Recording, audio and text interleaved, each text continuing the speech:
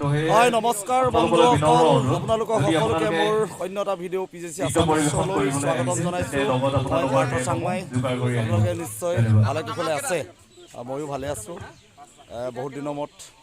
পুনৰ ভিডিঅ' এটা ইউটিউবত দিব বিচাৰিছোঁ আমি বৰুৱানগৰ প্ৰাথমিক বিদ্যালয়ত